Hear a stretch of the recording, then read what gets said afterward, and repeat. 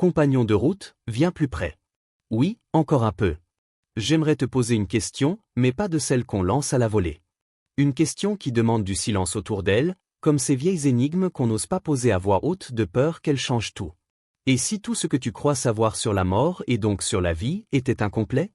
Pas faux. Pas trompeur. Simplement, incomplet. Tu vois, on vit tous avec des demi-vérités. On les garde au chaud contre notre poitrine comme des talismans. La mort, c'est la fin. La vie, c'est ce que je vois. Tu connais ce genre de phrases. On les sert au café, on les glisse dans les conversations, on les répète pour ne pas sentir le vertige qui gronde juste derrière elles. Mais laisse-moi t'inviter à un petit exercice. Rien de compliqué. Pose là, cette certitude. Là, devant toi. Comme un caillou qu'on sort de sa poche. Regarde-la. Pèse-la. Et demande-toi, d'où vient-elle, vraiment? Depuis l'enfance, on nous charge comme des mules. On nous garnit de croyances toutes faites, de schémas, d'idéologies, de peurs héritées. Des cailloux, encore des cailloux.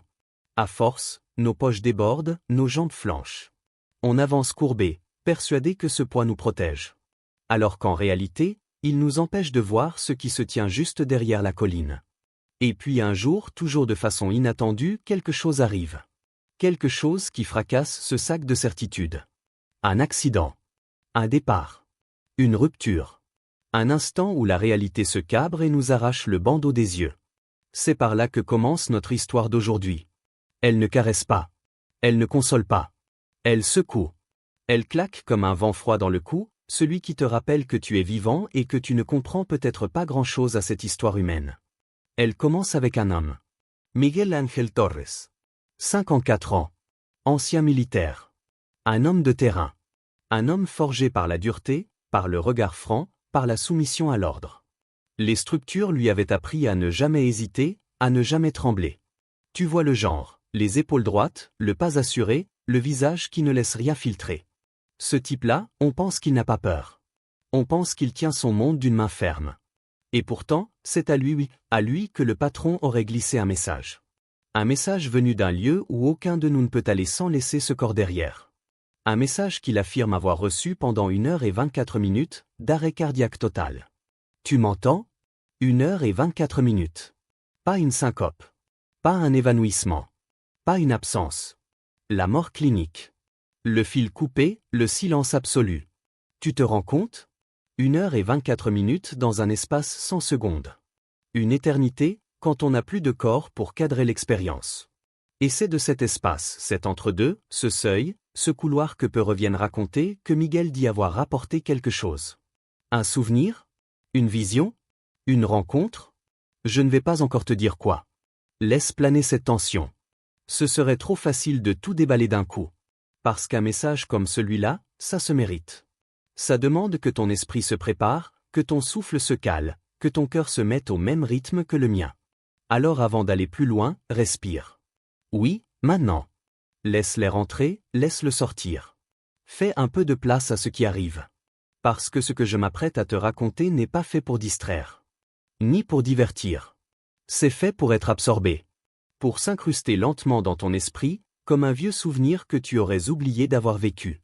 Et je te préviens, compagnon, une fois que tu l'auras entendu, tu ne pourras plus revenir en arrière, pas vraiment. Tu pourras faire semblant, bien sûr. Tu pourras reprendre ta routine, ton café du matin, ton regard tranquille. Mais quelque chose en toi restera éveillé. Un éclat. Une luciole. Une question qui ne se laissera plus étouffer. Parce qu'au fond de toi, et ne me dis pas que ce n'est pas vrai, je te connais, tu as toujours pressenti qu'il manque des pièces au puzzle. Qu'on ne nous a pas tout dit. Ou qu'on nous l'a dit, mais mal. Ce que tu vas entendre, c'est un rappel. Un murmure ancien. Une vérité qui ne demande qu'à retrouver sa place dans ta mémoire. Écoute bien. Tu sais déjà. Tu as toujours su. Tu me connais, je n'ai jamais été du genre à avaler une histoire sans en examiner les coutures. Ce n'est pas de la méfiance, non. C'est une vieille habitude de terrain. Avant de croire, je vérifie. Avant d'accepter, j'ouvre la boîte. Et quand quelque chose sonne juste mais trop juste, alors là, je gratte encore plus. Et dans le cas de Miguel, il y a eu ce déclic. Une étrange résonance. Comme si son récit n'était pas sorti du néant, mais d'un fil ancien, un fil qu'on aurait volontairement laissé s'effilocher pour éviter qu'il mène quelque part. Laisse-moi te raconter ce que j'ai vu en remontant ce fil.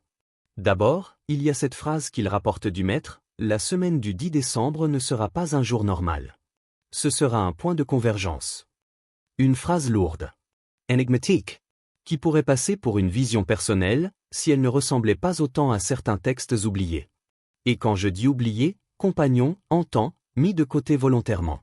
Parce que, soyons honnêtes, les Écritures ne sont pas seulement un recueil spirituel. Ce sont aussi, et parfois surtout, des archives politiques. Des récits sélectionnés, triés, arrangés pour construire une structure. Et tout ce qui menaçait cette structure a fini dans les tiroirs. Or, dans ces tiroirs poussiéreux, il existe un passage attribué à Matthieu, pas celui que tu lis à la messe. Non, un fragment marginal, jamais canonisé, mais recopié dans plusieurs manuscrits privés. On y lit ceci. Il viendra un temps où les mondes se toucheront. Ce qui est en haut se reflètera en bas, et nul ne restera indifférent. Maintenant, arrête-toi une seconde. Relis mentalement les mots de Miguel. Écoute la vibration. Tu sens l'écho? On pourrait dire que c'est une coïncidence. Mais dans mon métier, les coïncidences, je les observe comme des oiseaux rares.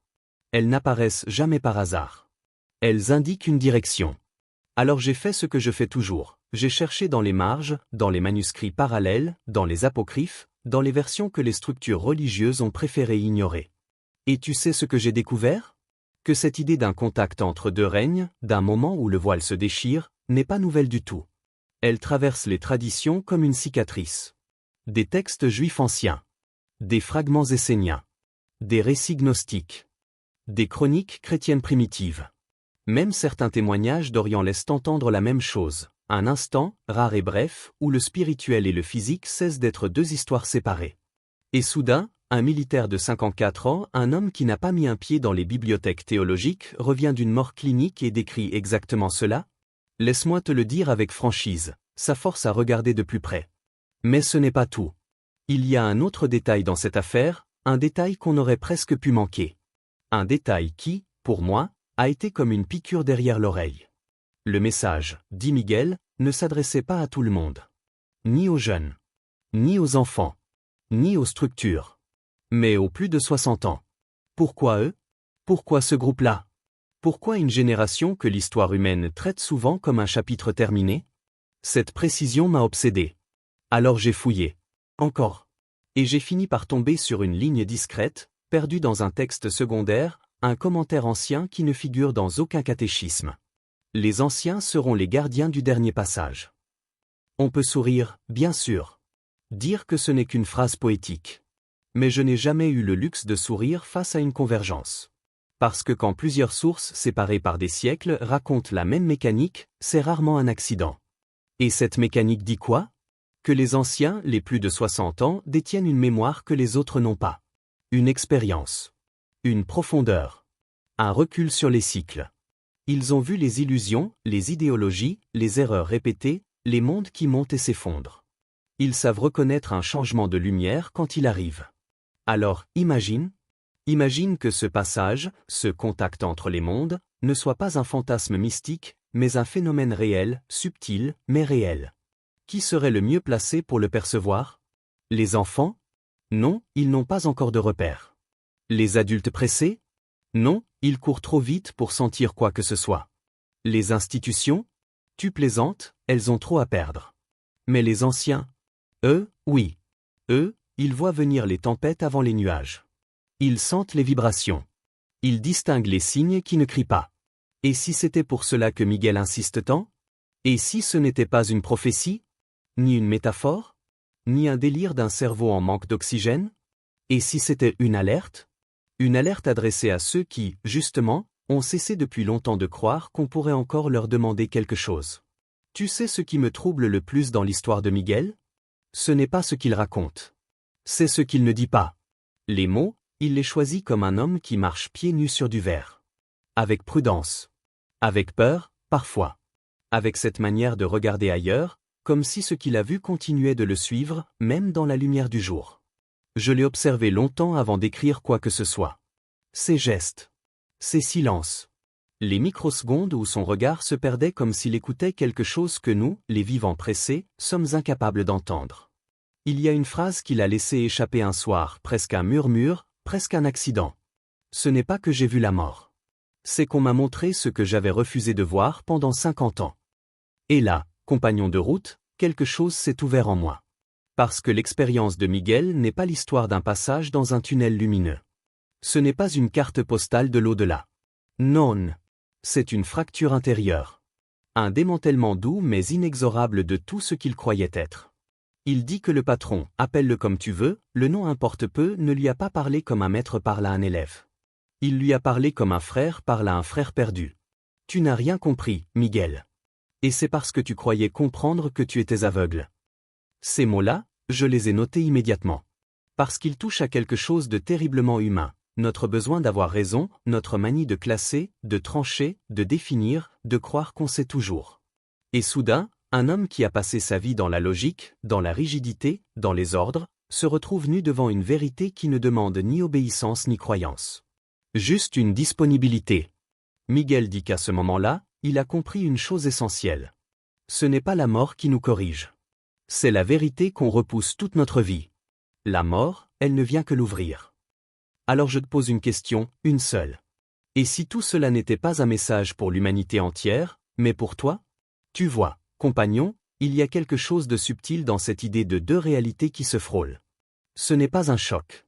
Ce n'est pas une rupture. C'est une respiration. Comme deux voiles qui se soulèvent au même moment, laissant entrevoir, juste un instant, l'espace entre eux, cet espace que nous passons nos vies à ignorer. Miguel a dit une phrase qui m'a glacé le sang, non pas par peur, mais par reconnaissance. Quand j'ai quitté mon corps, je n'ai rien découvert. J'ai simplement retrouvé ce que j'avais oublié. Cette résonance-là, elle n'appartient ni aux religions, ni aux doctrines, ni aux prophètes. Elle appartient à l'être humain. À sa mémoire la plus ancienne. À cette intuition profonde que nous portons tous, parfois en silence, parfois en secret. Nous venons d'ailleurs. Et nous y retournons. Alors quand le message dit que les anciens sont appelés les premiers, ce n'est pas une menace. Ce n'est pas un compte à rebours. C'est une reconnaissance. Ceux qui ont traversé 3 vies en une. Ceux qui ont aimé, perdu, reconstruit, recommencé. Ceux qui portent les cicatrices comme des atlas. Ceux qui savent ce que signifie se relever quand tout s'est effondré. On ne les convoque pas pour les juger. On les convoque parce qu'ils peuvent transmettre le feu. Parce qu'ils sont les gardiens de la lumière empruntée. Parce qu'ils ont vu la vie sous assez d'angles pour comprendre que le passage n'est pas une fin, mais un retour, un mouvement naturel, aussi ancien que le premier souffle. Et si les deux réalités s'approchent aujourd'hui, ce n'est pas pour annoncer un effondrement, mais un réveil. Une invitation adressée à ceux qui ont encore quelque chose à offrir avant de poser leur dernière pierre. Miguel le dit avec des mots simples, le patron ne vient pas chercher les parfaits. Il vient réveiller les disponibles. Et peut-être que là, compagnon, réside le véritable secret. Alors, compagnon de route, assieds-toi un instant. Respire. Ne bouge pas. Écoute le silence entre mes mots. Parce que c'est là, dans ce silence, que le maître continue de parler. Toujours. Oui, toujours. Tu l'as peut-être oublié dans la frénésie des jours, dans les obligations, dans la routine qui nous enferme comme des insectes dans une boîte. Mais il parle encore. À travers ceux que tu n'attends pas. À travers les humbles. À travers les visages que l'histoire humaine a oubliés. À travers ceux qui, hier, étaient absents et que demain tu croiseras peut-être sans les reconnaître. Il parle à travers les morts qui reviennent, et parfois, il murmure à ceux qui dorment. Oui, à ceux qui dorment. Parce que le sommeil n'est jamais complet tant que l'âme conserve des fissures. Et dans ces fissures, il glisse des vérités qu'aucun livre, aucun enseignement, aucune institution n'oserait prononcer à haute voix. Et toi qui écoutes maintenant, que retiens-tu? Pas une date, compagnon. Pas un événement précis à marquer sur un calendrier. Pas une peur à nourrir ou une catastrophe annoncée pour faire vibrer tes nerfs. Non. Retiens autre chose. Retiens que le maître continue de parler et qu'il n'a jamais cessé. Même quand le monde paraît sourd. Même quand la voix s'est tue derrière des murs de pierre, derrière les lois humaines, derrière la logique brute. Le temple véritable, il n'a jamais été construit en pierre. Les pierres tombent. Les pierres s'effritent. Les pierres s'écroulent. Et avec elles, tombent les structures que l'on croyait éternelles. Mais le vrai temple, le seul qui compte, est à l'intérieur. Il a toujours été là. Dans ton souffle, dans ton cœur, dans ces instants où tu crois être seul et que pourtant, Quelqu'un ou quelque chose te regarde. C'est là que le patron murmure. C'est là que le maître attend. Et c'est là que les deux mondes se rejoignent. Pas seulement la semaine du 10 décembre, pas seulement dans un événement exceptionnel que l'histoire retiendra ou oubliera. Non. Chaque fois que tu ouvres la porte. Chaque fois que tu regardes au-delà de toi-même. Chaque fois que tu choisis de tendre la main à ce qui dépasse la compréhension, mais qui existe quand même. Il y a un secret, compagnon, un secret ancien et simple à la fois. Les deux mondes ne sont jamais séparés. Ils se frôlent toujours, parfois si légèrement que nous ne percevons que la caresse du vent. Et ces frôlements, ces touches invisibles, ce sont eux qui éveillent. Ce sont eux qui rappellent à ceux qui savent écouter qu'il y a quelque chose de plus grand, quelque chose de vivant et de patient. Et toi, oui toi, tu as la possibilité de le sentir. Pas par la peur, pas par la spéculation, pas par l'urgence extérieure. Mais par la disponibilité intérieure. Par cette ouverture silencieuse qui laisse passer la lumière même quand tout autour semble éteint. La lumière que nous avons empruntée. La lumière que nous avons héritée. La lumière qui nous rappelle que nous ne sommes jamais vraiment seuls. Parce que le Maître ne vient jamais nous prendre. Il nous invite toujours. Il nous convie à regarder au-delà de nos limites. Il nous montre que ce que nous croyons être des fins ne sont en réalité que des passages. Et que ce passage, ce pont entre deux réalités, commence toujours par un souffle, par un murmure, par une intuition que tu refuses parfois d'écouter. Alors, compagnon, je te le dis encore une fois, et je veux que tu le ressentes, le temple véritable est en toi. Et ce temple est vivant. Il respire avec toi. Il se meut avec toi. Il s'ouvre et se referme à chaque instant où tu choisis d'être conscient. Il ne juge pas. Il attend simplement que tu te rappelles qui tu es. Et que tu continues à marcher, les yeux levés, le cœur ouvert, la mémoire éveillée. Car c'est là que tout se tient. Pas dans les cris des institutions. Pas dans les alarmes du monde. Pas dans les prophéties annoncées à grand renfort de peur et de spectacle. Mais dans la respiration silencieuse, dans le souffle intérieur, dans ce lien ancien que nous portons tous, entre ce qui est vu et ce qui ne l'est pas. Et si tu écoutes vraiment, tu entendras ce murmure. Un murmure qui dit « Je suis là. Je n'ai jamais été loin. Et je ne partirai jamais. » Et là, dans cet instant, compagnon de route, tu commences à comprendre. Tu comprends que ce que l'on appelle mort, fin, séparation, n'est qu'un voile. Et qu'ouvrir la porte de ce temple intérieur, c'est toucher la réalité ultime. Celle qui traverse le temps, celle qui réconcilie ce qui semble opposé, celle qui dit doucement que nous avons toujours été guidés, même quand nous ne le savions pas. Alors avance, sans crainte. Avance avec la certitude que l'appel n'est pas une épreuve, mais un réveil. Avance avec le cœur ouvert. Avance en sachant que chaque pas, chaque souffle, chaque pensée consciente, rapproche un peu plus le visible de l'invisible. Et surtout, avance avec la conviction que tu es déjà au milieu de ce pont, même si tu ne le vois pas encore.